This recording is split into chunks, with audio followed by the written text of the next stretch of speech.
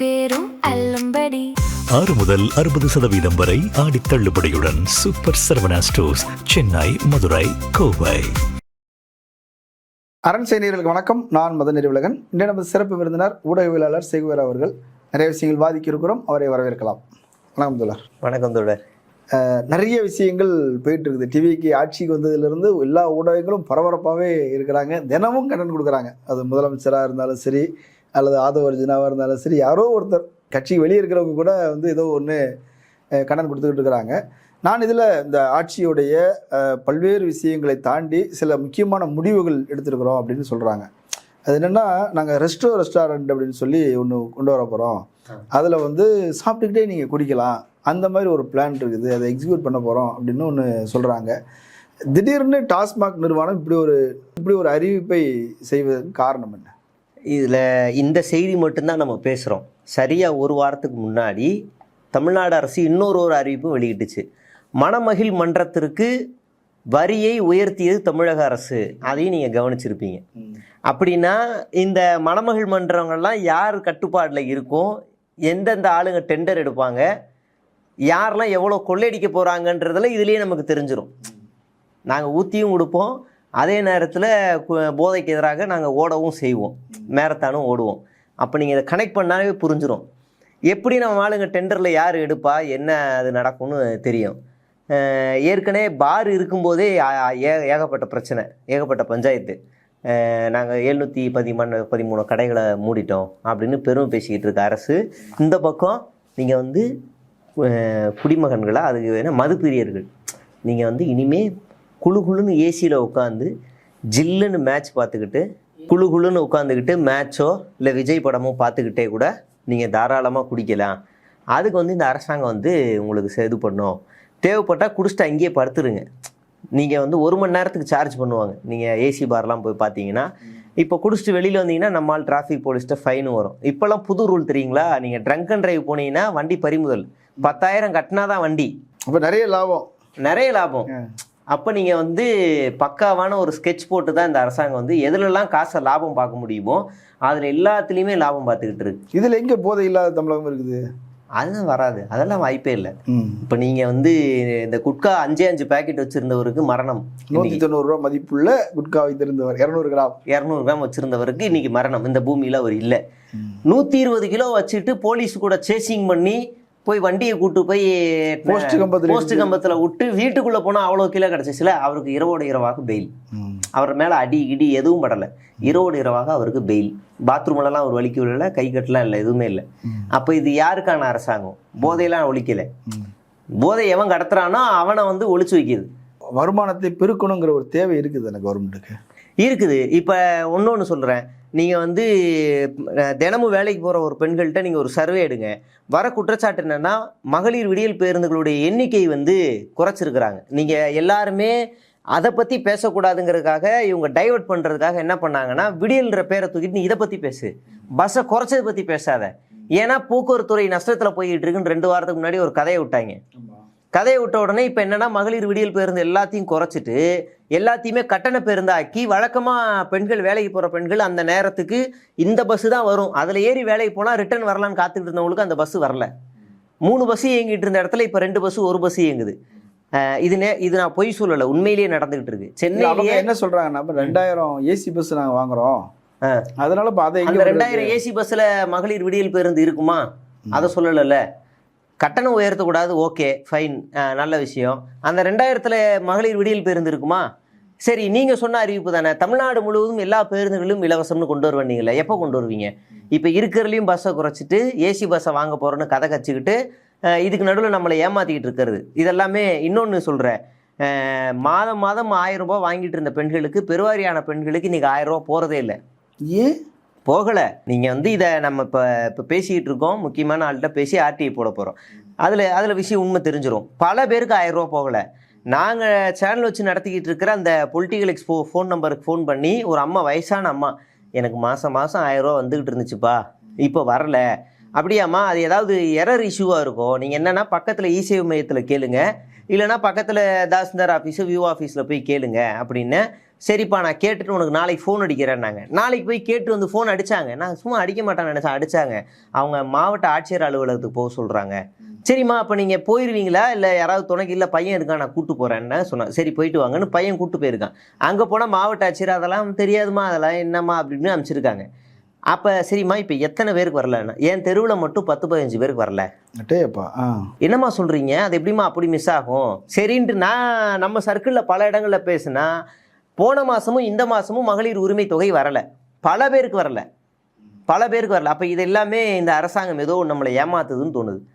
அப்போ இந்த பக்கம் வித்தையெல்லாம் காட்டுற மாதிரி, இந்த பக்கம் சட்ட ஒழுங்கு, ஒரே நாளில் 3 பெண்கள் கொலை, மின்சார பாதிப்பு, பழனியில் ஊழல், அப்புறம் சொந்த கட்சிக்காரனே 1,30,000 லஞ்சம், இப்படி எல்லாமே பண்ணிக்கிட்டு இருக்கும்போது இந்த அம்பேத்கர் சிலை திறப்புல விவகாரம்னு ஒரே நாளில் இவ்வளோ சர்ச்சைகள் வரும்போது விஜய் நான் வந்து படியிலேருந்து இறங்கி வர வீடியோ வைரலாம். இதுதான் ரொம்ப மாதிரி இருக்கிறாரு, எப்படி இவ்வளோ அழகா இருக்காருன்னு தெரியல. ரொம்ப முக்கியம். அருத்தி பனம் அதை போட்டு நம்ம பார்க்கணும். அதை ரொம்ப முக்கியமான வீடியோ இது. இவ்வளோ பிரச்சனைகள் ஓடும்போது இதை பற்றி பேசு. நீங்கள் மகளிர் விடியல் பேருந்தை பற்றி தான் நம்ம பேசிகிட்டு இருக்கோம். எல்லா தமிழ்நாடு முழுவதும் விடியல் பேரை தூக்கிட்டாங்க, மகளிர் பேருந்து மட்டும்தான் இருக்குது. அதுக்கு அந்த அமைச்சர் கொடுத்த விளக்கத்தை தூக்கி குப்பையில் போடணும். அப்பா கேட்டால் அது மகளிர் பேருந்து தான். ஏன் அப்போ ஆண்கள் போகிறதே இல்லையா? என்னையா அது விளக்கம் எனக்கு புரியல. மகளிர் பேருந்துல மகளிருக்கு டிக்கெட் கிடையாது, மற்ற எல்லாருக்கும் டிக்கெட் உண்டு. ஏன் அப்போ அது ஆண்கள் போகிறது இல்லையா என்ன? அது விடியல் பேருந்துன்னு எதுக்கு அதை வச்சாங்க? இது என்ன ஸ்டாலின் பேருந்துன்னு வச்சாங்களா, இல்லை வேற ஏதாவது பேர் வச்சாங்களா, இல்லை திமுக பேருந்து வச்சாங்களா? அதில் என்ன ஒரு காழ்ப்புணர்ச்சி இருக்குன்னு தெரியல, மாற்றிட்டேன். பல பேருந்துகளை நிறுத்தி இருக்கிறாங்க. இப்படி பல குற்றச்சாட்டுகள் இருக்கும்போது இதுக்கு நடுவில் வந்து நாங்கள் டிக்கெட்டுக்கு பின்னாடி விளம்பரம் வச்சு நாங்கள் வந்து பண்ண போகிறோம் அப்படின்னு. இதெல்லாம் புது டிக்கெட்லாம் கிடையாது. இதெல்லாம் காலங்காலமாக இருக்கிற ரொம்ப பழசு. இதெல்லாம் ரொம்ப பழசு. நீங்கள் வந்து ட்ரெயின் டிக்கெட்டே அதை ஆடை எப்பயோ கொண்டு வந்துட்டான். ட்ரெயின் டிக்கெட்லேயே ஆட் இருக்கும். இன்னொன்று நம்ம பஸ்ஸு, கவர்மெண்ட் பஸ்ஸு லாஸ்ட் பீரியட்லேயே ஃப்ரண்ட்டு பேக்கில் மட்டும் பிங்க் அடிச்சுட்டு நடுவில் விளம்பரத்தை கொடுத்துருவாங்க. அது ஏதோ ஒரு கம்பி விளம்பரமோ நெய் விளம்பரமோ ஏதோ ஒன்று இருக்கும். ரொம்ப போர்டெலாம் கூட வச்சுருப்பாங்க பின்னாடி. ஆமாம், பின்னாடி அது ஸ்கொயர் ஃபீட்டில் போர்டு இருக்கும்.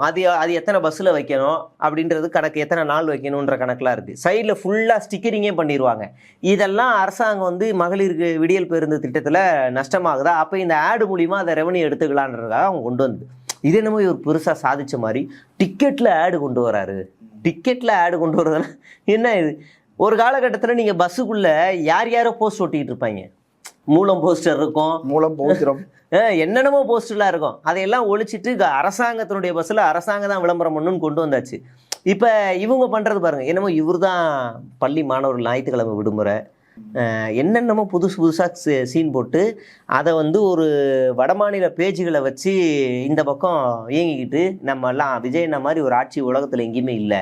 ஏன் வட இந்தியாக்களில் விஜய் வந்து பெரிய அளவில் ரீச் ஆகிட்டாருலாம் சொல்கிறாங்களே. கர்நாடகாவில் பாருங்கள் அப்படிலாம் எடுத்து போடுறாங்க. கர்நாடகாவில், கேரளாவில், சரி கேரளாவாவது பக்கத்து மாநிலம், ரசிகர் மன்றம்லாம் இருக்குது. இப்போ இன்ஸ்டாகிராம் பயன்படுத்திக்கிட்டு இருக்கிற எல்லாருக்குமே இப்படி ஒரு செய்தி வருது, விஜய் அனௌன்ஸ்டு இந்த மாதிரி ஒரு ஸ்கீம் அனௌன்ஸ் பண்ணியிருக்காருன்னு ஏதாவது ஒரு செய்தி வருதுன்னா உடனே அந்த பேஜை கிளிக் பண்ணுங்கள், உள்ளே போய் பாருங்கள். அது ஹிந்தி பேஜுன்னு சொல்லி கடந்து போயிடக்கூடாது. ஏதோ ஒரு பெரிய பேஜ் கடந்து போகக்கூடாது. உள்ளே போனால் அது ஒரு RSS பேஜ். கொஞ்ச நாள் முன்னாடி ராமருக்கோ அனுமாருக்கோ ஃபயர் விட்டுக்கிட்டு இருந்த பேஜ், இல்லைனா மோடிக்கு ஃபயர் விட்டுட்டு இருந்த பேஜ். பல பேஜுகளை ரூட் மாஃபியா வந்து விலை கொடுத்து வாங்கி ஒரு போஸ்ட்டுக்கு 50 ரூபா 100 ரூபான்னு விலை கொடுத்து போஸ்ட்டை போட வச்சுக்கிட்டு இருக்கு. ஏன்னா விஜய் வந்து அடுத்து MP எலெக்ஷனுக்கு ப்ரொமோட் பண்ணணும்.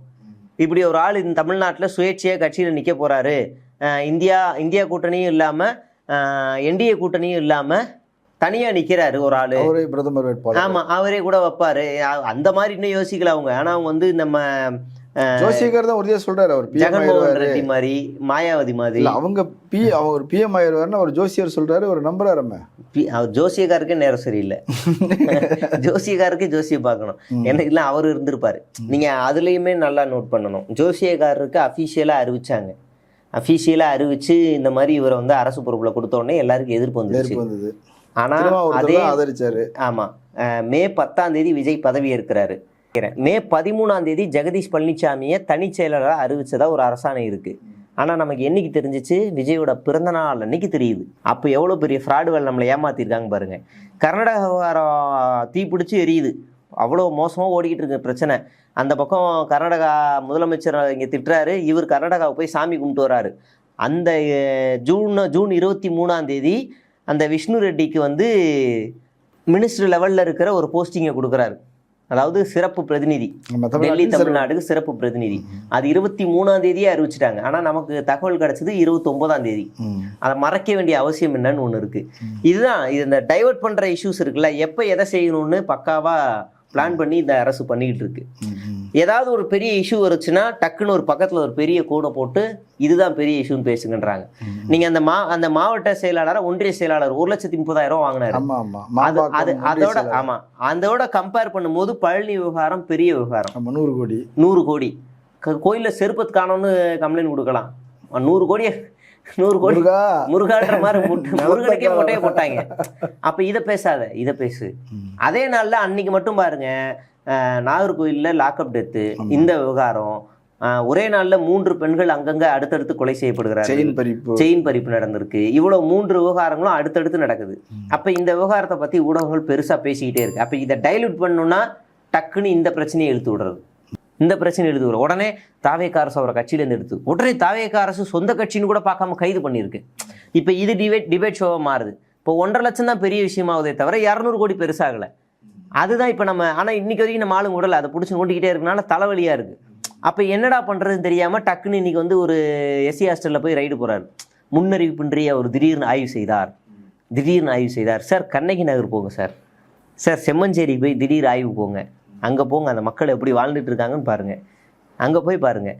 என்ன நம்மகிட்ட வித்த காட்டுறாங்க பாருங்கள். என்னென்ன பண்ணிக்கிட்டு நம்ம அப்படியே டைல்யூட் பண்ணுறது. விஜய் நான் டக்குன்னு பஸ்ஸில் ஏறி உட்காந்துட்டு அப்படியே வணக்கம் வச்சார், ரொம்ப சிம்பிளாக இருந்துச்சு பாருங்கள். டக்குன்னு அந்த காரெல்லாம் பிரித்து பார்க்குறாரு, செம்ம சிம்பிளாக இருந்தார் பாருங்கள். துப்புரவு பணியாளர்கிட்ட கையெல்லாம் கொடுக்குறாரு. அந்த இஷ்யூவை எவ்வளோலாம் டைவர்ட் பண்ண முடியுமோ அவ்வளோ டைவர்ட் பண்ணி டைவர்ஷன் பண்ணி நம்மளை ஏமாற்றிக்கிட்டு இருக்காங்க. இப்போ நாம தான் அதை அடுத்தடுத்து பேசி இப்போ ப்ரொமோட் பண்ண வேண்டியிருக்கு. இப்போ அந்த 100 கோடி ஊழல் வழக்கில் கூட யாரையும் கைது செய்யலையே. ஆமாம், கைது செஞ்சவருக்கு நீ பெயில் கிடச்சிருச்சு. ஆமாம், ஒரே ஒருத்தர் ஜஸ்டிஸ் மட்டும் கைது வாங்கின 2-3 பேர் தலைமறைவு. ஆமாம், இப்போ அவங்கள கண்டுபிடிப்பாங்களா அப்படின்னு கேட்டால் ரொம்ப கஷ்டம். அவர் முருகதாஸ் சாமிகள் வித்தாரு, அவரை காணோம். ஆமாம், வாங்கினவர் சேதுபதி துரைராஜ் 2 பேரையும் காணோம். இது வந்து ஊழல்ல வராது, தவறு நடந்தது. இந்த நடுவரல் சைக்கிள் வீடியோ போட்டாரு புஷ்பராஜ், செருப்படுத்த அடிச்சுட்டு நான் செருப்பால் அடிக்கிறேன், தவறு நடந்துட்டு தயவு செய்து மன்னிச்சிருங்க. இது என்ன கதை, இது நமக்கு ஒன்று புரியல. அதாவது பாஜக வந்து ஒரு 2 கிலோமீட்டர் 1 கிலோமீட்டர் ரோட போடுறதுக்கு 250 கோடி செலவு பண்ணியிருக்கு அப்படி சிஏஜி அறிக்கை சொல்லுதுன்னு சொல்லி ஊழல் நடந்திருக்குன்னு சொல்றோம். இது ஊழல்ல, சிஏஜி ரிப்போர்ட்னு சொன்னாங்கல்ல, இது ஊழல்ல வராது. சிஏஜி அதே மாதிரிதான் இவங்களும் சொல்றேன், இது ஊழல்ல வராது, இது ஒரு தவறு நடந்திருக்கு. அப்ப அது ஊழல் என்ன இது? அது எப்படி ஒரு சார் பதிவாளர் லீவ் போடுறாரு, அந்த சார் பதிவாளர் லீவ் போட்ட அன்னைக்கு இன்னொரு அலுவலகத்துல இருக்க சார் பதிவாளர் அங்க போய் வேலை செய்யறாரு. ஒரு நாளைக்கு மட்டும் அந்த பத்திரப்பதிவு. அவர் வந்து சார் பதிவாளர், அவர் பதிவாளரே கிடையாதா, அவர் வந்து சிட்பண்ட்ஸை வந்து பதிவு பண்ணக்கூடிய ஆளு. அவரை கொண்டு போய் வந்து ரெஜிஸ்ட்ரேஷனுக்கு அனுப்பி விட்டுருக்காங்க. அன்னைக்கு முடிச்சுட்டு அப்படியே மறுபடியும் மறுநாள் அதே இடத்துல இவர் வந்து ஜாயின் பண்ணிக்கிட்டாரு. இதுக்கு பேரு ஊழல் இல்லையா? பச்சை ஊழல் இல்லையா? இவங்க வந்து இவங்க என்ன பேசுறாங்க, சேகர் பாபு வந்து அறநிலைத்துறையில பச்சை ஊழல் பண்ணிட்டார். இந்த மாதிரி என்ன ஊழல் நடந்துச்சு? பாஜக வந்து கோவில் நிலங்களை அபகரிச்சு அலுவலகம் கட்டி வச்சிருந்துச்சு. அதை வந்து அதை தட்டி கேட்டு இந்த அரசு போன அரசு பிடிங்கிச்சு. அந்த கோவில் நிலங்களை பாஜக பிரமுகரும் இந்து அமைப்பினரும் பாதி பேர் பிடிங்கி வச்சிருந்தானுங்க. மீதி ஏடிஎம்கே வச்சிருந்தாங்க. இங்க ஒரு இடம் உண்டு நமக்கு பக்கத்துல ஒரு இடம், வடபள்ளி முருகன் கோயிலுக்கு சொந்தமான இடம், பழைய ஏக்கர். அதை ஒரு ஏடிஎம்கேக்காரர் தான் வச்சிருந்தாரு. ரொம்ப காலமா ஒரு ஏடிஎம்கேக்காரன் சிட்டிக்குள்ள இவ்வளோ இடத்த வாங்கி வச்சுக்கிறாங்கிறப்ப அப்புறம் கோயில் நிலம் அப்புறம் தான் தெரிஞ்சது. பாத்தீங்களா? அப்ப இவ்வளவுத்தையும் வாங்கி வச்சிருக்காங்கல்ல. இப்ப இது எல்லாத்தையும் புடுங்கினது யாருன்னா திமுக. முதல்ல வந்து இந்த கோவில் நிலங்கள், கோவிலுக்கு வர காணிக்கைகளை முறைப்படுத்தணும் அப்படின்னு சொன்னதே நீதி கட்சி தான். அப்போவே காங்கிரஸ் எல்லாரும் எதிர்ப்புலாம் தெரிவித்தாங்க. நீதி கட்சி வந்து ஒரு சட்டமன்றத்தில் ஒரு மசோதா நிறைவேற்றி அதை அமுல்படுத்துறதுக்குள்ளே பிராமணர்கள்லாம் பெரிய போராட்டம் நடத்தி மறுபடியும் நீதி கட்சி இல்லாத நீதிமன்றத்துக்கு போய் ஒரு இனிமேல் கோவில் நிலங்களை இஷ்டத்துக்குலாம் யாரும் பயன்படுத்தக்கூடாது, அது ஒரு முறையாக வேணும்னு நீதிமன்றத்தில் தீர்ப்பு வாங்கினதுக்கு அப்புறமா தான் இந்த கோவில் நிலங்களை ஒரு கட்டுக்குள்ளே கொண்டு வந்தாங்க. அதுக்கு முன்னாடி வரைக்கும் கோவிலில் வர காணிக்கைகள் அப்போல்லாம் மூட நம்பிக்கை உச்சகட்டம். நினச்சி பார்க்க, நீங்கள் வந்தீங்கன்னா தாலி, தங்கம், வைரம், மோதிரம், பணக்கட்டு எல்லாத்தையும் மொத்தமாக உள்ளே போடுவாங்க உண்டியல்ல. மட்டும் பணக்காரர்கள் மட்டும் தான் கோயிலுக்குள்ளே போனாங்க. ஆமாம், ஆதிக்க சாதியில் உள்ளவங்க தான். ஆமாம், அதனால தான் அந்த சமூகத்துக்கு, பிராமண சமூகத்துக்கு எவ்வளோ பணம் சேர்ந்துச்சுன்னு தெரியும். அதுக்கப்புறமா இது எல்லாத்தையும் கட்டுக்குள்ளே கொண்டு வரணும், இது எல்லாமே மக்களுக்கு தேவையானதுன்னு சொல்லி அறநிலைத்துறை வந்ததுக்கப்புறம் அறநிலை தரப்பு சார்பாக பள்ளிக்கூடங்கள்லாம் இயங்க ஆரம்பிச்சுது. அதுலேருந்து வர ஃபண்டை ஸ்கூலுக்கெல்லாம் கொடுத்தாங்க, காலேஜுக்கெல்லாம் கொடுத்தாங்க. எடப்பாடி பழனிசாமி அதை கூட ஒரு தேர்தல் பிரச்சாரத்தில் சொல்லியிருப்பார். உங்களுக்கு காலேஜ் கட்ட வேற நிதி இல்லையா, கோவில் காசு தான் வேணுமான்னு எப்படி எப்படி பேசியிருப்பாரு. 2024 எலெக்ஷன்ல. ஆமாம், இப்போ இது எல்லாமே பிராமணர்களுக்கு உறுத்தும், டிஸ்டர்பாக இருக்கும் அவங்கள. அப்போ அதே துறைக்கு அதே சமூகத்தை சேர்ந்த ஒருத்தர் அமைச்சராக போட்டால் அவருக்கு என்னவா இருக்கும்? நீங்கள் வந்து சாதாரண கூலி வேலை செய்கிறவருக்கு சஸ்பெண்ட், முதல்வன் அர்ஜுன் மாதிரி உன் பேர் என்ன ஆடிங்க சஸ்பெண்ட். அவாவா இருந்தாருன்னா விளக்க கடிதம் மட்டும் கொடுங்க. நீங்கள் அவாக்கள்லாம் தப்பு செய்ய மாட்டாங்க, விளக்க கடிதம். அதுக்கு ஒன்று, அதுக்கு வேற என்ன சொல்றேன்னா, அவர் நியமிக்கப்பட்ட அர்ச்சகர் இல்லையா. ஏன் நியமிக்கப்படாத அர்ச்சகருக்கு உள்ள என்ன வேலை? இப்போ நம்ம இடைநிலை சாதியில் இருக்கிறவங்க அனைத்து சாதியினரும் படிச்சுட்டு அர்ச்சகர் ஆக முடியாமல் வெளியில் நிற்கிறானே, அவனே தூக்கி உள்ளே போட வேண்டியதானே, இவரை வெளியே அனுப்பிட்டு. அவர் எப்படி நியமிக்கப்படாத உள்ள இன்னொரு கேள்வி வருதுல்ல. அப்போ இந்த மாதிரி வேலையெல்லாம் பண்ணிக்கிட்டு அறநிலைத்துறை கைக்கு கொண்டு வந்த கொஞ்ச நாள்லேயே இவ்வளோ அலப்பறைகள். ஒரு அமைச்சரே மாஸ்க் போட்டு போய் உள்ள ஊழல் நடக்குதா, லஞ்சம் நடக்குதான்னு பார்க்குறாங்க. அதில் இவர் மேலேயும் கைது பண்ணணும். ஏன்னா இவரும் வாங்கி இவரும் கொடுத்துருக்காரு ஜிபேல, இவரையும் கைது பண்ணணும். லஞ்சம் கொடுத்தாலும் தப்பு. அப்போ இவ்வளவு வேலையும் பண்ணிக்கிட்டு நம்மளை வந்து இவர் பாருங்கள் ரைடு நடத்துகிறாரு அமைச்சர் பாருங்கள். இப்போ என்ன கன்ஃபியூஷன் ஆயிடுச்சுன்னா, இஷ்டத்துக்கு ஒன்றிய செயலாளர், மாவட்ட செயலாளர், கீழே இருக்க ஏதோ அணியெல்லாம் போய் ஸ்கூலு, காலேஜு, அம்மா உணவகம், கக்கூசுன்னு எல்லா இடத்துலையும் ஆய்வுன்ற பேரில் ஏதோ பண்ணுறாங்களா. நேற்று உண்மையிலேயே ஒரு ஆட்சியர் ஆய்வு போயிருக்காரு.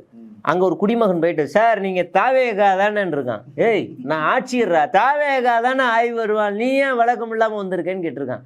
என்னடா பிரச்சனைனா, கோட்டைக்கு 10 ரூபா வாங்குறாங்க சார், வாங்கன்னு ஆட்சியர்கிட்ட குறை சொல்லியிருக்கு.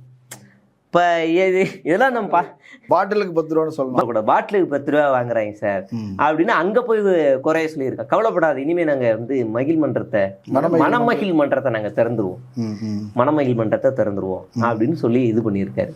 அங்கே 70 ரூபா பாட்டில் வந்து 150 ரூபா சொல்லுவான். ஆமாம், பிரச்சனையே இல்லாமல் கொடுத்துட்டு அங்கே கௌரவம். அந்த இடத்துல போய் பேரம் பேச முடியாது, ஏசியில் உட்காந்துருவோம், அசிங்கமாக இருக்கும். எவ்வளோ 170, ஜஸ்ட் 170, 200, 30 டிப்ஸ் அப்படியெல்லாம் கொடுக்க வேண்டியது வரும். அதனால எத்தனை 54 வகையான புதிய மதுக்கள் வந்து அறிமுகப்படுத்துறாரு முதலமைச்சர். அதில் மதுப்பிரியர்கள் மகிழ்ச்சி. இதைத்தான் நம்ம கடந்த ஆட்சியில் ட்ரோல் பண்ணாங்க, இப்படிலாம் பண்ணிக்கிட்டு இருந்தாங்கன்னு. எனக்கு தெரிஞ்சு கடந்த ஆட்சியில் இப்படியெல்லாம் கூட பண்ணலை. எனக்கு தெரிஞ்சு அப்பப்போ எண்ணிக்கையும் குறைச்சிக்கிட்டு தான் இருந்தாங்க. 500 கடைகள் மூடி இருந்தாங்க, 500 கடைகளை மூடி இருந்தாங்க. இப்போ இந்த 712 17 கடைகளை மூடுன்றாங்க. அதுலேயே நம்பர்லாம் அமிச்சாங்க. நம்ம ஆளுங்க என்ன பண்ணிட்டாங்கன்னா, இந்த கடை தான் மூடுனதான் சொன்னாங்க, இங்கே பாருங்க ரன் ஆகிட்டு இருக்குன்னு வீடியோ போட ஆரம்பிச்சாங்க. பல பேர் கடைகளை கூட நிறைய திறந்துருக்கிறாங்க. அப்போ இது எங்கே நடக்குது? சும்மா ஒரு வாரத்துக்கு லீவ் விட்டுருக்கீங்க போல, ஒரு வாரத்துக்கு கண் துடைப்புக்காக மூடப்பட்ட கடைகள் அப்படிதான் இருக்கு. இதில் முக்கியமாக திருப்பரங்குன்றத்தில் இருந்த அந்த பார், அதிமுகவோட காரனோட பார் அதை மூடுறாங்க. அந்த நபர் தாவேகாவில் சேர்றாரு, அடுத்த நாள் அந்த பார் திறக்குது. அவ்வளோதான். அவ்வளோதான் அரசியல். அவ்வளோதான். இதை தான் நம்ம வந்து மாற்றம்னு சொல்லி ஓட்டு போட்ட எல்லாருமே இன்றைக்கி வந்து ஜாலியாக இருக்குது. நம்ம வெளியில் போகும்போது டீ கடைக்கோ, பஸ்ஸுலேயோ, மெட்ரோலையோ எங்கே போனாலும் ஒரு 2 மாதத்துக்கு முன்னாடி சொன்னோம், பரவாயில்லங்க ஒரு மாற்றத்துக்காக போட்டாங்க, ஒரு மாற்றம் வரட்டுங்கன்னு போட்டாங்க. எல்லாம் சொன்ன எல்லா வாயுமே வெறுப்பாக இருக்குங்க. ராத்திரிலாம் தூங்கவே இல்லைங்க. கரண்ட் பில் வேறு எக்ஸ்ட்ரா வருது. கரண்ட் போனால் கூட பரவாயில்லைங்க. 200 யூனிட் ஃப்ரீன்னு சொன்னாங்க. இவங்க கணக்குப்படி பார்த்தா பல நாள் கரண்ட் இல்லை. அப்போனா 200 யூனிட் கீழே தான் ஓடிக்கணும். என்னங்க இது 500 ரூபா கட்டிக்கிட்டு இருந்தேன்னா 4000 ரூபா. இது ஆதம் டிச்சுனே போட்டிருந்தாரு. 250 ரூபா கட்டிக்கிட்டு இருந்த ஈபி இன்னைக்கு 4000 ரூபா போயிருக்கே, வயிற்றுச்சலாக இருக்குங்கிறாரு. 250 ரூபா எங்கே இருக்கு, 2000 ரூபா எங்கே இருக்கு, 500 ரூபா எங்க இருக்கு, 5000 ரூபா எங்க இருக்கு. அப்ப அவ்வளோ ஏத்தி விட்டு 10 மடங்கு ஏறி இருக்கு, 5 மடங்கு ஏறி இருக்கு. அநியாயத்துக்குன்னு ஏத்தி இன்னைக்கு நிர்மல் குமார் வந்து ரொம்ப சைலண்ட் ஆயிட்டாரு. ஃபர்ஸ்ட் ஆக்டிவ் டெய்லி ப்ரெஸ் மீட்ல ஃபீஸை திருடிட்டாங்க, கருப்பாடு இருக்கு, இதுக்கு மேலே என்ன பொய் சொல்றதுன்னு தெரியல, இதுக்கு மேலே பொய் சொன்னா நம்மளை செருப்படுத்து அடிச்சிருவாங்க, அதனால நம்ம சைலண்ட் ஆயிரோம்னு ஆள் அப்ஸ்காண்டு. அமைச்சரவை கூட்டத்தில் கூட அவர் எந்த மூலையில் இருந்தாருன்னு தெரியல, ரொம்ப சைலண்டா இருந்துட்டார் ஆள். இல்லை, அமைச்சரவை கூட்டம் முடிஞ்ச பிறகு அதை பற்றி தான் சொல்லுவாங்கன்னு பார்த்தா ஆட்சியை கவிழ்க்கிறது சதி பண்ணுறாங்க, திமுக அதிமுக பிஜேபியை சேர்ந்து சதி பண்ணுறாங்க அப்படி பேச ஆரம்பிச்சிருக்கிறார். இப்போ தொடர்ந்து நம்ம இந்த குற்ற செயல்கள் நடந்துகிட்டே இருக்குல்ல. இப்போ காவல்துறை அவரை வந்து ஃப்ரீ ஹேண்ட் கொடுத்துட்டேன் அப்படின்னு சொல்லி முதலமைச்சர் சொன்னாருன்னு செய்தி வந்துச்சு. அவர் சொன்னாரா சொல்லலையா நமக்கு தெரியாது. ஊடகங்களில் அவங்க என்ன செய்தி கொடுக்குறாங்களோ அதுதான் வந்தது. காவல்துறைக்கு சுதந்திரம் கொடுத்தாச்சு அப்படின்னா காவல்துறை சுதந்திரமாக செயல்பட்டு சூப்பராக வேலை செஞ்சிடணும் இல்லையா? அதோடைய ரிசல்ட் ஏதாவது தெரியுதா? ஒரு ரிசல்ட்டு சூப்பர் இருக்கு. அது நல்ல கேள்வி. இது ஒரு ரிசல்ட் என்னன்னா, சிங்கப்பெண்ணுக்கே விசில். விழுப்புரம் இரவு ரோந்து பணியில் ஈடுபட்ட சிங்கப்பெண் படை போலீசாரை விசிலடித்து கேலி செய்த இளைஞர் கைது. இப்போ ஒரு 3 நாள் முன்னாடி தாவேகா வழக்கறிஞர் சிங்கப்பெண்கிட்ட போய் போதையில் போய் என்ன பெண்களுக்கு மட்டும்தான் படை ஆண்களுக்கு இல்லையான்னு அங்கே போய் கட்டையை கொடுத்துருக்காரு. அந்த சிங்கப்பெண்களை அவரை கைது பண்ணி போதையை தெளிய வச்சு காலையில் இன்னொரு வாட்டி தெளிய வச்சு வீட்டுக்கு அமுச்சு விட்ருக்காங்க. இது தாவேகா வழக்கறிஞர். இப்போ நீங்கள் குற்ற சம்பவங்களில் ஏன் போலீஸார் வந்து நடவடிக்கை எடுக்க முடியலன்னா, பாதி குற்ற சம்பவங்களில் ஈடுபடுறதே தாவேக்காரன். நீங்கள் 1,30,000 ரூபா லஞ்சம் வாங்கின ஒரு தாவேக்காரில் அதே நாளில் 30,000 ரூபா வண்டல் மண் அள்ளுறதுக்காக போய் லஞ்சம் கேட்டிருக்காரு. கள்ளக்குறிச்சின்னு நினைக்கிறேன். அங்கே அவங்க வந்து பர்மிஷனோட அல்ற விவசாயிகள் அங்கே போய் கட்டையை கேட்டிருக்கு. மண் அல்றதுக்கு வந்து ஃப்ரீனே சொல்லியாச்சு கவர்மெண்ட். ஆமாம், அது போன கவர்மெண்ட்டும் அப்படித்தான், இந்த கவர்மெண்ட்டும் அப்படித்தான். ஆமாம். இப்போ வந்து நீங்கள் வந்து எனக்கு அல்றனா எனக்கு 30,000 கொடுங்க அப்படின்றாரு. திருவற்றியூரில் ஒரு அம்மா, வயசான அம்மா, வீடை கட்டணும் 40,000 எனக்கு லஞ்சம் கொடுங்கிறான். முந்தா நேத்துன்னு நினைக்கிறேன், தன்னுடைய குழந்தைக்கு தீக்காயத்தில் சூடு வச்ச சைக்கோ தாவேகா நபர் கைது. இப்படி பேப்பரை திறந்தா இந்த 2 மாசத்துல மட்டும் தாவேகா நபர்கள் கைது செய்யப்பட்டவர்களுடைய எண்ணிக்கை மட்டும் 100 இருக்கும். இப்போ 300 நாள் போச்சுன்னா 300 நாளும் 300 பருத்திகள் படம் எடுத்துடலாம். தனி சிறை கட்டிடலாம். புழலுக்கு பக்கத்துல கொஞ்சம் கிரவுண்ட் தனியா இருக்கு. 5 வருஷம் முடியும் போது ஒரு தனி சிறையாவே இருக்கும். தனி சிறைக்குள்ளே தனி சட்டமன்றம், தனியா எல்லாமே அவங்க நடத்திட்டு இருப்பாங்க. விசில் அடிச்சுக்கிட்டு விஜய் பாட்டு பாடி. ஆமா, இதுல முக்கியமா என்னன்னா பல பேர் போக்சோ வழக்குல கைது செய்யப்பட்டிருக்காங்க. தாவேகாக்காரன் குழந்தைகள் சம்பந்தப்பட்டதுல போக்சோல கைது செய்யப்பட்டிருக்கான். போன வாரம் 16 வயது ஒரு பொண்ணுகிட்ட போய் பணம் தங்கம் வெள்ளின்னு எல்லாத்தையும் ஆட்டையை போட்டு தலைமறைவு, அப்புறம் மறுநாள் கைது. இன்னொன்று, இந்த ஆலந்தூரில் வச்சு ஒரு சிங்கப்பெண் வீடியோ வெளியிட்டாங்கல்ல, ஆலந்தூர் மெட்ரோவில் நடந்து போகிற பெண்களுக்கு ஏதாவது ஒரு பிரச்சனைனா இப்போ சிங்கப்பெண் வந்து காப்பாற்றுவாங்க. அதே ஆலந்தூரில் கல்யாணமான மனைவியிட்ட போய் இன்னொருத்தருடைய மனைவியிட்ட போய் அத்துமீறி பாலியலில் ஈடுபட்ட ஒரு தாவேகா நிர்வாகி கைதாகி 1 மாதம் கூட ஆகலை. பெயில் வாங்கிட்டு அரசு நிகழ்ச்சியில கெஸ்டா உட்கார்றாரு, பாஸ் வாங்கிட்டு அமைச்சரோட சேர்ந்து வர்றாரு. அப்ப இது என்ன ஆச்சு? அப்ப இவங்களால ஏன்னா கட்டுப்படுத்தவே முடியல. போலீஸே இவன் யார் வேணும் போக்சோல அரெஸ்ட் ஆயிருக்கான், இப்போ இந்த ரவுடியா இருக்கான், ஒரு நிமிஷம் எம்எல்ஏக்கா மினிஸ்டருக்கு தெரிஞ்சவனா இருக்க போறான், கொஞ்சம் டீல் பண்ணுவோம், பார்த்து டீல் பண்ணுவோம், அந்த லட்சணத்துக்கு தான் ஓடுது. தலைமையிலேருந்து கீழே வரைக்கும் என்ன வேணாலும் பண்ணுங்கடான்னு சொல்லிட்டாங்களா என்னன்னு தெரியல. ஆனால் முதலமைச்சர் எச்சரிக்கை, அமைச்சரவை கூட்டத்தில் முதலமைச்சர் வந்து எச்சரிக்கை மிரட்டி விட்டாரு. யாராவது லஞ்சம் கிஞ்சம் வாங்கினீங்க, இந்த மாதிரி ஆய்வு போனீங்க, ரீல்ஸ் போட்டீங்க அப்படின்னா நடவடிக்கை தெரிஞ்சவன் தெரியாதெல்லாம் பார்க்க மாட்டேன், தூக்கிடுவேன் அப்படின்னு சொன்னார் அப்படின்னு செய்தி வந்தது. அதில் ஏதாவது பலன் இருக்குதா? அதுக்கு முதல்ல அவரே திருந்தணும்ல. அவரே முதல்ல திருந்தணும். சார் தலைவரை நாங்கள் சாவு வீட்டில் ரீல்ஸ் போடுறோம், அதுக்கு முதல் காரணமே நீங்கள் தான். அனிதா வீட்டில் ரீல்ஸ் போட ஆரம்பித்து கரூர் வரைக்கும் நீங்கள் தான் ரீல்ஸை போட்டு தள்ளினீங்க. செத்தவனுக்கு வீட்டுக்கு கூப்பிட்டு ரீல்ஸ் போட்டு தள்ளினீங்க. அப்புறம் ஆஸ்பத்திரியில் கூட நீங்கள் என்ன பண்ணீங்க, குழந்தைகள் ஆஸ்பத்திரிக்கு போய் இவர் போயிட்டு வர்றதுக்காக அங்கே இருக்க கூட்டம்லாம் விசில் அடித்து குழந்தைகள் ஆஸ்பத்திரி ஒரே சத்தம், அவ்வளோ சத்தம். பப்ளிக் நியூசன்ஸ், அது கேஸ் ஃபைல் பண்ணியிருக்கணும், பப்ளிக் நியூசன்ஸ் கேஸ் ஃபைல் பண்ணியிருக்கணும். அவ்வளோ சத்தம்.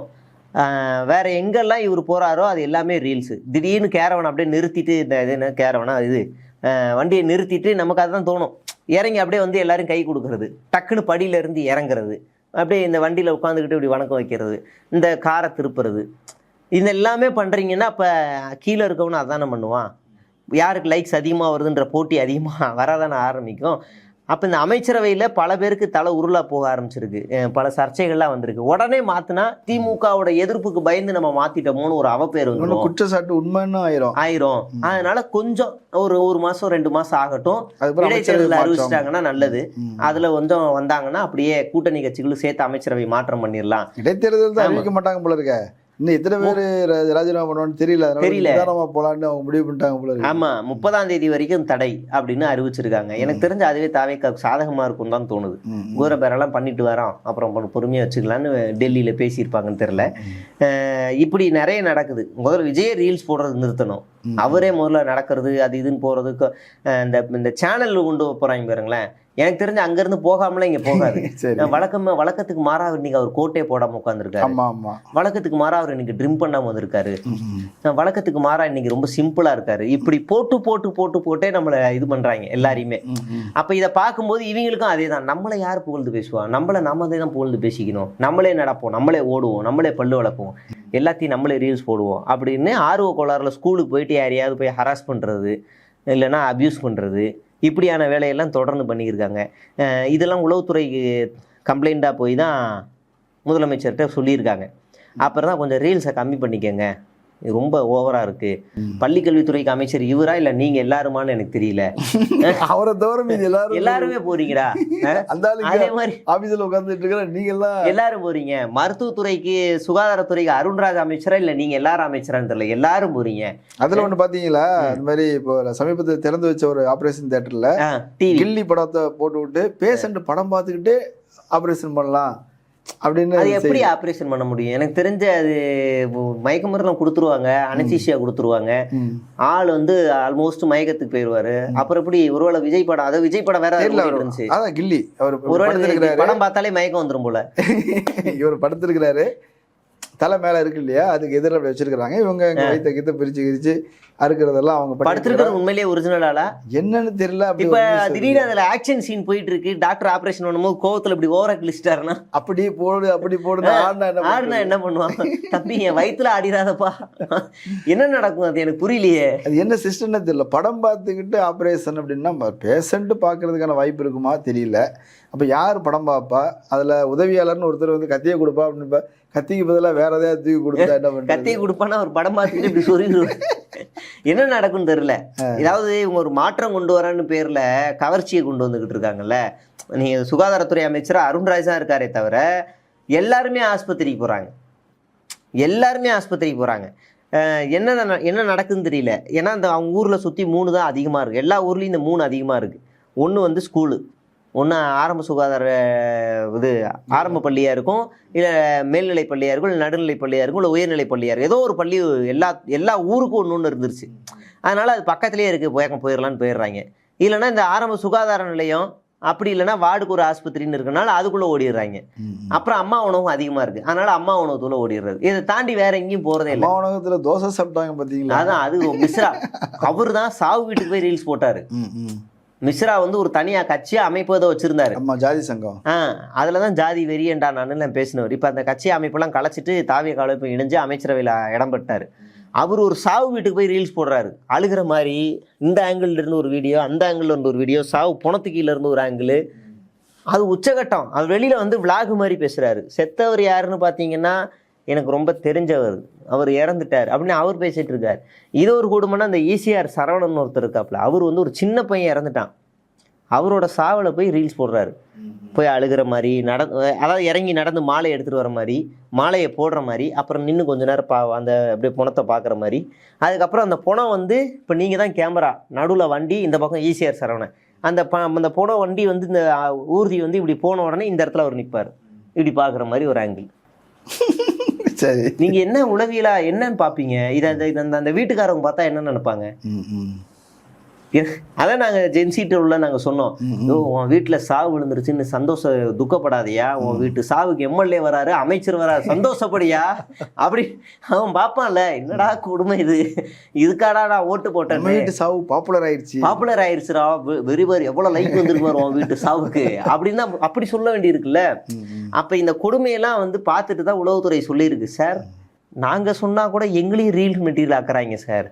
நாங்கள் நேற்று ஒரு பொண்ணு நைட் ஷோ போயிட்டு வந்திருக்கு. நைட் ஷோ போயிட்டு அன்டைமில் பஸ் இல்லைன்னு நடந்து போயிருக்கு. நடந்து போன பொண்ணுக்கு வந்து என்ன, திடீர்னு போலீஸ் வந்து பார்த்துருக்காங்க. பார்த்த உடனே டக்குன்னு நிறுத்திட்டு, என்னம்மா எங்கேம்மா போகிற? வீட்டுக்கு போகிறோம் சார், பஸ் இல்லை. சரி நீங்கள் நடந்து போங்க, நாங்கள் பின்னாடியே வரோம் அப்படின்னா இந்த 2 போலீஸும் பின்னாடியே வந்திருக்காங்க. நல்ல விஷயம். அப்போ இந்த பொண்ணு என்ன பண்ணுது, கைஸ் நான் இந்த மாதிரி வந்துக்கிட்டு இருக்கேன், திடீர்னு போலீஸ்காரங்க வந்து என்னை பார்த்துட்டாங்க, எனக்கு பாதுகாப்பாக வீட்டுக்கு வந்துக்கிட்டு இருக்காங்க, இந்தா இங்கே பாருங்கள் பின்னாடி வராங்க, தெரியுதா வராங்களா அப்படின்னு ரீல்ஸ் போட்டு போகுது. காவல்துறையவே அது ஒரு மாதிரி கொச்சப்படுத்துகிற மாதிரி இருக்குது. இப்போ நான் கூட ஏலகிரிக்கு போனோம், பைக்லேயே அப்படியே போகிறோம். முன்னாடி போன 2 பைக் வந்து முன்னாடி போய் நின்றுச்சு. ஒரு பொண்ணும் பையனும் என் தம்பியும் அவன் ஒய்ஃபும் போய் நின்ட்டாங்க. என்னடா பின்னாடி இருந்தவங்க ஆளை காணும் நிற்கிறேன். டக்குன்னு அந்த ரோந்துக்கு வந்த ஒரு போலீஸ் வந்து நின்று, இங்கேயே நிற்கிறீங்க பைபாஸில் மாதிரி பின்னாடி வராங்க சார், ஒன்றும் பிரச்சனை இல்லை, நீங்கள் அங்கே பூத்து இருக்குது, போலீஸ் பூத்து இருக்குது, இங்கே நிற்காதீங்க, அங்கே வந்து இல்லைங்க, நாங்கள் பின்னாடியே வரோம் வாங்க அப்படின்னு கூப்பிட்டு போய் பாதுகாப்பு கொடுக்குறாங்க. இப்போ அதை நான் ரீல்ஸாக எடுத்து போட முடியுமா? தப்பு இல்லை, அவங்க டியூட்டி அன்டைமில் பார்த்துக்கிட்டு உன்னை வீட்டுக்கு கொண்டு போய் சேர்க்குறாங்க, நீ அந்த இடத்துல வந்து ரீல்ஸ் போட்டுக்கிட்டு இருந்தா அவங்களுக்கு என்ன தோணும் அது? அதனால தான் இப்போ ஜனநாயகன் படத்தை ரிலீஸ் பண்ணி விட போகிறாங்க. ஒரு மாதத்துக்கு எல்லாம் ஜனநாயகன் படம் பார்த்துட்டு ரீல்ஸ் போடுங்க, தேட்டரில் போய் ரீல்ஸ் போடுங்க. எனக்கு தெரிஞ்சு நடக்கிற எல்லா பிரச்சனையும் டைல்யூட் பண்ணுறதுக்காக தான் அந்த படம் வருது. ஓ, எல்லா பிரச்சனையும் நடக்கிறது டைல்யூட் பண்ணுறதுக்காக. அண்ணன் எப்படி அடிக்கிறாரு பாரு, அண்ணன் சாட்டை எடுத்து அடிக்கிறாரு பாரு, அண்ணன் சூப்பராக இருக்காரு பாரு, அண்ணன் அப்படி பாரு, அண்ணன் இப்படி பாருன்னு பேசுறதுக்காக தான் அந்த படம் வருது. அப்படிதான் இருக்கும். படம் எப்படி இருக்க போகுதுன்னு தெரியல. அதான் பாதி பேர் ஏற்கனவே பார்த்துட்டாங்களே. பாதி பேர் பார்த்துட்டாங்க, நான் இன்னும் பார்க்கல. தேட்டர்லேயே பார்ப்போம், என்ன தான் செஞ்சு வச்சுருக்காங்க கேசரியன்னு பார்ப்போம்னு வெயிட் பண்ணிக்கிட்டு இருக்கிறேன். பார்ப்போம், நம்மளும் பார்க்கலாம். நிறைய விஷயங்கள் பேசியிருக்கிறீங்க, மக்கள் அதை பரிசீலிக்கட்டும். கலந்து கொண்டு கருத்துக்களை பகிர்ந்தமைக்கு நன்றி. நன்றி தோழர். நேரிலே மற்றொரு விருந்தினோடு மீண்டும் சந்திக்கலாம். நன்றி. ஆதிரை புத்தக வடிவில் திரைக்கதை. புத்தகத்தை பெற டிஸ்கிரிப்ஷனில் உள்ள எண்ணிற்கு வாட்ஸ்அப் செய்யவும். தள்ளுபடி அத்தனை பேரும் அள்ளும்படி. 6 முதல் 60% வரை ஆடி தள்ளுபடியுடன் சூப்பர் சரவணா ஸ்டோர்ஸ், சென்னை, மதுரை, கோவை. அரண்சை நண்பர்களுக்கு வணக்கம். அரண்சை ஊடகம் சுயேட்சையாக இயங்குவதற்காகவே உருவாக்கப்பட்டது. நாம் செய்கிற வேலை உண்மையிலேயே மக்களுக்காக செய்கிறோம் என்பதை நீங்கள் நம்பினால், வாய்ப்பு இருந்தால் இந்த ரேசர் பே QR கோடுக்குள்ளே நீங்கள் அதை ஸ்கேன் பண்ணி எங்களுக்கு உங்களால் இயன்றதை, விருப்பம் இருந்தால் ஆதரவு தெரிவிக்கலாம்.